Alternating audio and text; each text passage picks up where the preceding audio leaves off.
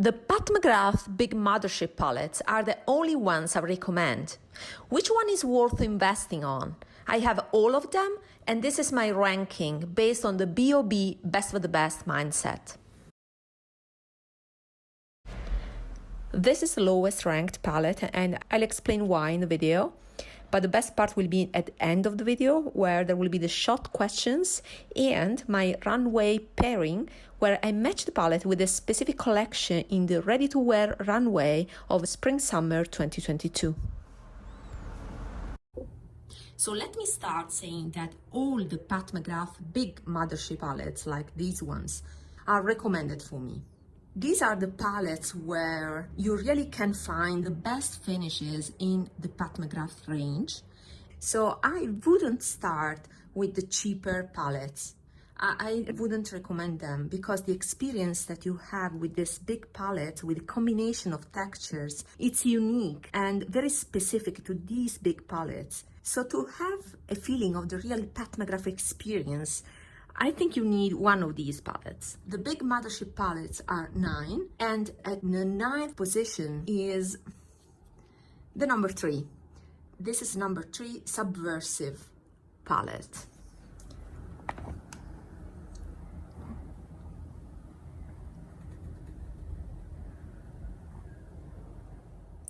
I bet you know at this point that this quartet here, it's the one with a higher value.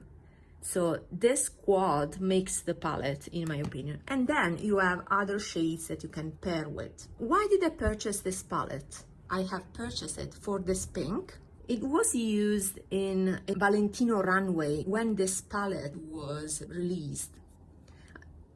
There are specific colors that I thought they were worth purchasing the palette. So the first one is this pink. And it turned out to be not my favorite because it is too pink. Let me search for a focus.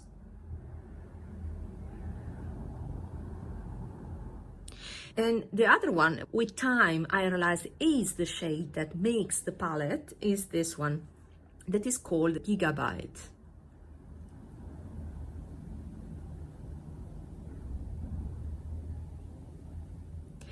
Then there's this other shade that is actually quite underwhelming. It seems beautiful here. The problem with this shade is that it's harder pressed and gritty. And then there's this one that is very nice, but honestly doesn't fit my style. But is a beautiful duochrome, blue and purple duochrome with a dark undertone. So this blue is called Blitz Amethyst. This pink, this gritty pink that is a little bit underwhelming, is the Astral Ghost Orchid. This one is Gigabyte, and this one is VR Pink.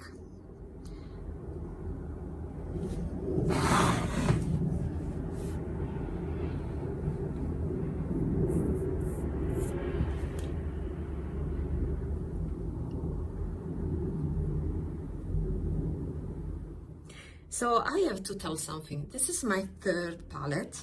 I decluttered this palette twice. And the reason is that I couldn't justify having this palette, but then I was really missing this Gigabyte, so I purchased it. And this is also a kind of grungy color combination because we have darker mattes and darker colors besides those 4 Blitz Astral shades. You can recognize these Blitz and Astral shades because they are baked, you see. You don't see a metallic pan like in these ones. These are raised and they are pressed in a plastic grid. It's phenomenal. However, it doesn't fit my style. So I found that this pink, that was the reason I purchased for, is too pink looking on me. I like something a little bit more muted on my eyes. This, as I said, was underperforming because it's more glittery, you see. This one is nice, but on me it's a little bit 80s looking, and I don't like that retro look. That's why it's not my favorite. And also, since it is purple linen, I don't like that pinkish purple as a color in general on me. So that's why it's not my favorite. And Gigabyte is a must. I decluttered this palette in the past and I repurchased it because I was missing this shade. Besides these colors, other ones are quite standard. This is my favorite formula from Pat McGrath, the one that makes this palette. But these other shades, these formulas are not my favorite. I'm not a fan of the mattes, are very pigmented, but I don't really like the colors that I found in the palettes, with a few exceptions in other palettes. This, for example, is a reddish brown, and I don't like this color on me. I prefer cool toned browns on my eyes, so this, yeah, I almost never use it. And as you can see, it sticks on the skin. That's a good sign, but sometimes I have difficulties to blend them. I mean, I have to insist to blend them, and then the result is amazing. I have to use denser brushes and apply a little bit of pressure. They're not those mattes that blend themselves, but pro is that the color stays there. So if you want to create effects by placing a color in a certain position, you are sure that the color stays there. It doesn't overblend and disappear like it happens with other formulas that I like more. And then we have these shimmers. Well, I'm allergic to this color, those pinky purplish warm tone purples. Not only I don't like them at all, but also they make my eyes water and red. This brown is very nice with a pinkish sheen. I like these shimmer formulas because, you know, you don't see chunks of shimmer. So this is swatched. Let me show you better. Maybe now is better. And this is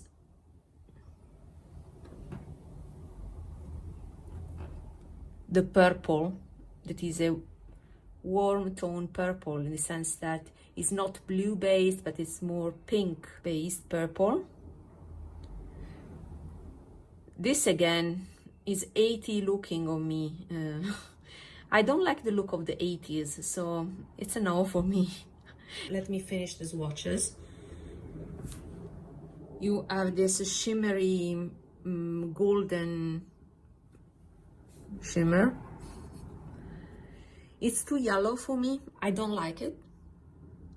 And then you have a black matte. That is nice because you can put a black base to change the tone of these baked shades. So this is the black. Nothing remarkable about this black. I much prefer the black she released before the palette, when she yet had to launch the brand. She released an amazing black. I will talk about it in a future video. And for example, this Astral Ghost Orchid, let me put it on top. Yeah, maybe you can see. Yeah, the black underneath highlights the orangey shimmers that are less evident in the swatch without any base. So yeah, you can, you know, you can change a bit the appearance of these baked shades. The black can be useful. I never use it, so it doesn't make sense for me, and I'm happy that she didn't include the black in the later releases. I was forgetting this shade that for me is a dud. I mean, as I said, I repurchased this palette, and this shade has been always underwhelming. because yeah, it's a shimmery black. Let me find a place to swatch it.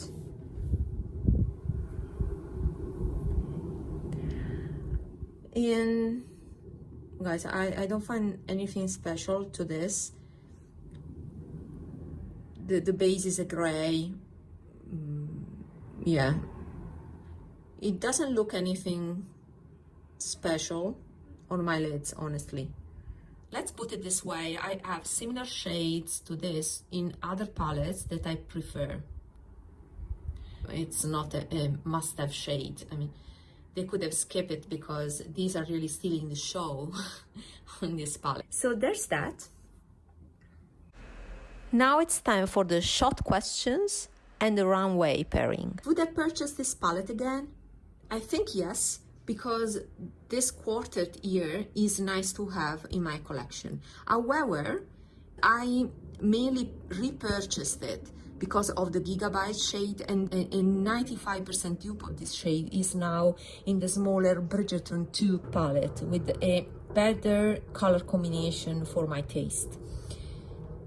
Why this ranking? Well, I told you why. A lot of shades are related to a style that is not mine. The 80s look is not my cup of tea. So there's why I don't like the color combination of the palette. Let's go to the runway pairing. So for this palette, I chose the Chanel collection, ready to wear spring-summer 2022. You can find the pictures of the runway that I'm going to show you on Vogue.com. The Chanel collection started with black and white outfits that were a tribute to Karl Lagerfeld. And then it continued with bright pastel tweed suits, especially a couple with a warm purple that it really reminds me of this Mothership 3 palette. Those suits were clearly inspired by the early 90s. For example, I have a picture in my mind of Naomi wearing a suit in that color. By the way, I usually disable comments, but since I've planned to upload these Pat McGrath videos on weekends and I have a little bit more time, I will enable comments. So please subscribe and tell me that you have subscribed, and I will reply to every one of you. So back to Chanel. The twist in this Chanel collection was that some jackets had a flap, suggesting a traditional tailcoat. But I can also see a connection with the Pat McGrath Mothership 3 palette in the black leather suits or jumpsuits, or the black embroidered coats, because the Mothership 3 palette has that grunginess. It's, I think, the grungiest of all the Mothership palettes. So that's it for today. Thanks for watching. Check this recommended video and see you there. Bye!